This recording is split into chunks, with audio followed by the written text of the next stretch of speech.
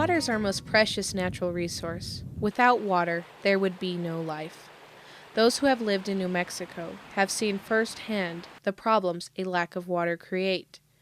The Habitat Stamp Program provides funding to supply water in areas that don't have any by installing artificial water sources for wildlife.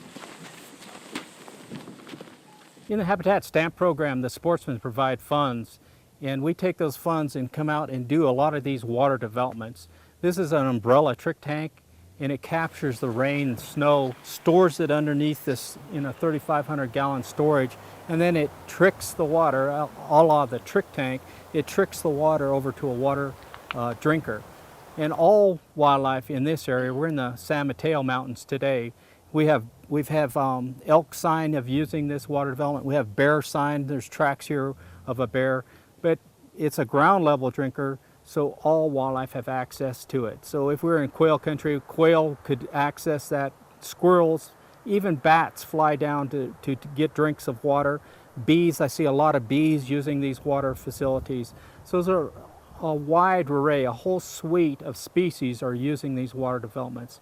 And we try to get these about 1 per 4 square miles. Getting their pictures snapped by motion-sensing cameras, a vast variety of wildlife are seen using man-made trick tanks or drinkers as water sources. And some appear to be having fun while utilizing one of the most important elements of habitat, water. Trick tanks collect water for storage in large tanks that feed water holes and drinkers downhill. The water flow is controlled by float valves, similar to those used in household toilets. Here in our dry areas of New Mexico, water is so important because we have such a dry climate. So an animal can go without food for several days, but they need to occasion upon water very frequently. And so that's the importance that is a hinge pin for us going out there and developing habitats. So we can have all the food in the world, we have lots of cover, and if we're missing that component of water, well then that habitat is not as good or it's underutilized. Each day, these artificial water sources may be used by deer, elk, cougars, birds, bears, bobcats, and even squirrels looking for a cool drink of water, and maybe a bath. Since its start in 1991, the Habitat Stamp Program has funded more than 690 places for wildlife to drink water.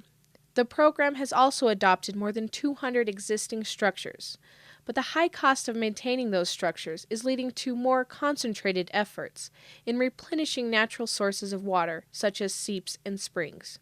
For example, Cebolla Spring in west central New Mexico is where volunteers from the Albuquerque Wildlife Federation, along with help through funding from the Habitat Stamp Program and the New Mexico Environment Department, are restoring this wetland, which in the past had the water drained for agricultural uses and the spring diverted to irrigate farmland, creating an eroded channel and dramatically reducing the historic size of the wetland.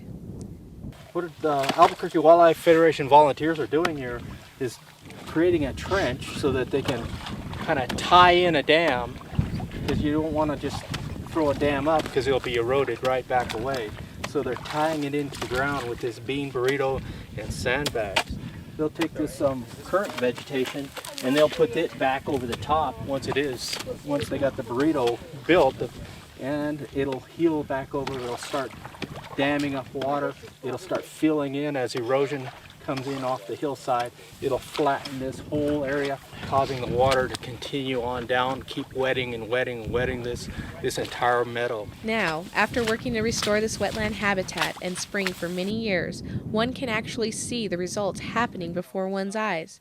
Cattails, foxtails, and watercress flourish around the first phase of this spring restoration, and wildlife is beginning to thrive once more in the area.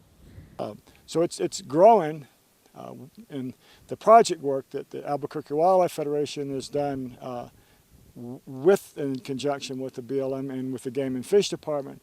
The structures are designed to try to keep the water up here on the wetlands longer, so we can keep that complementary development of wetlands and vegetation going. It's important to remember that all wildlife depend upon water, but some places lack this valuable element of habitat, And that's where the Habitat Stamp program helps to create additional water sources for the benefit of many species.